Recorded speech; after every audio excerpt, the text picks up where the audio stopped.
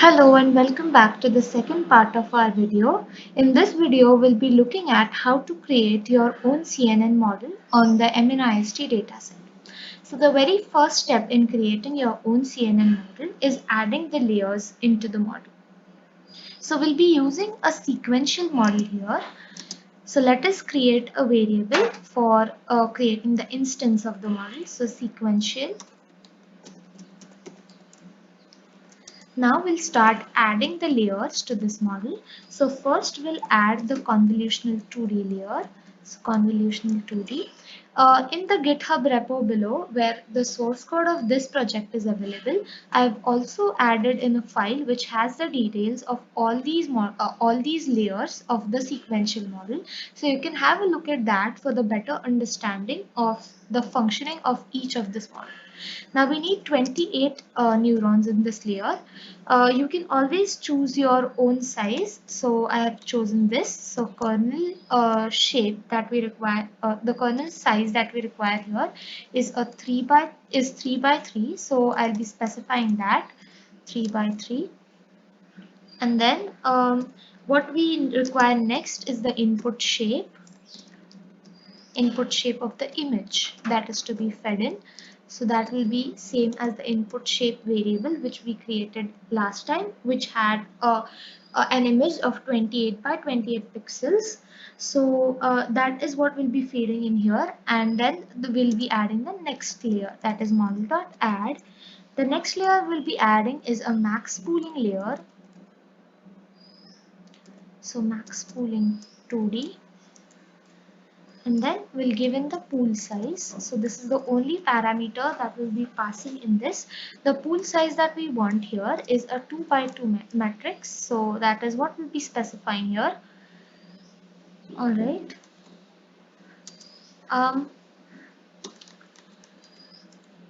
Yeah. So then we'll be adding the next layer, which is the flatten layer. So flatten model.add, my bad, flatten. And what this layer basically does is it flattens the 2D arrays of the fully connected layers that are being formed. So the next layer is a dense layer. So model.add dense.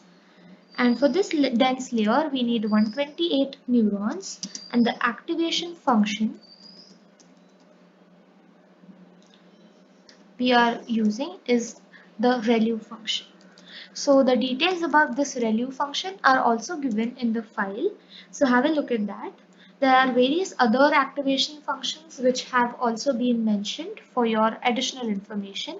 So model.add, the next layer that we'll be adding is a dropout layer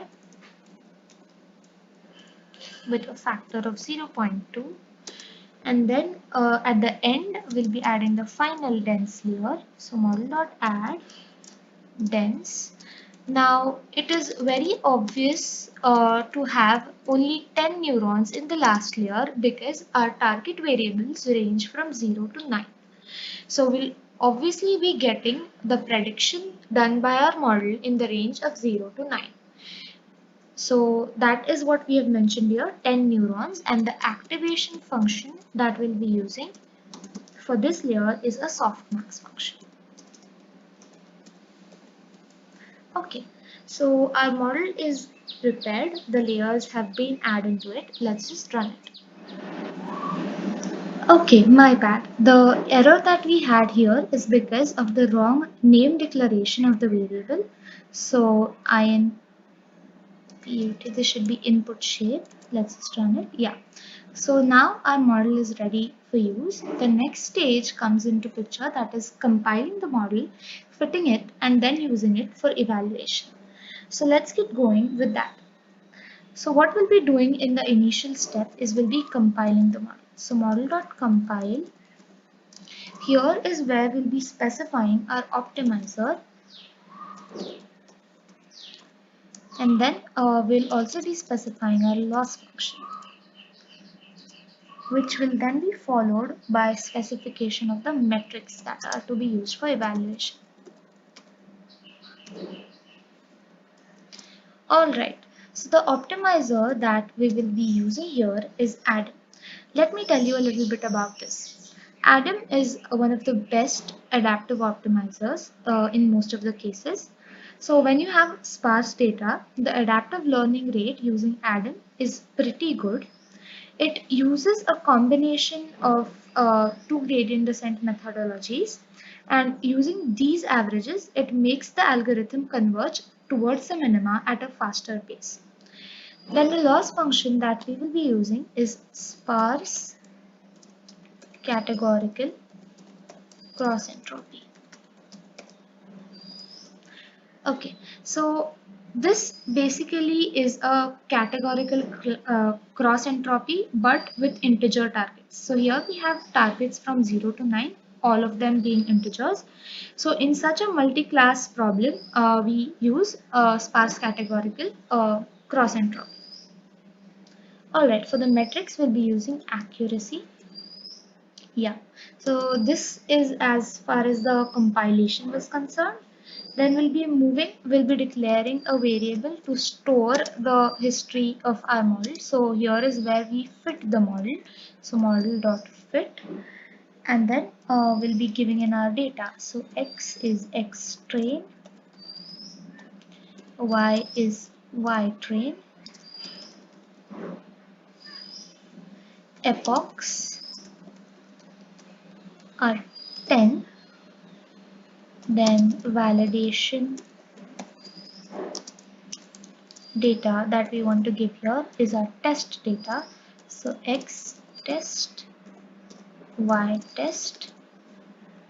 Yeah, that is all. So now let us try and run this. Yeah, so our training of the model has now started. It will take place in 10 epochs, and the model will run through all the 60,000 images in our training data and then give us our final score. So this might take a while. Let us wait and look at the final result.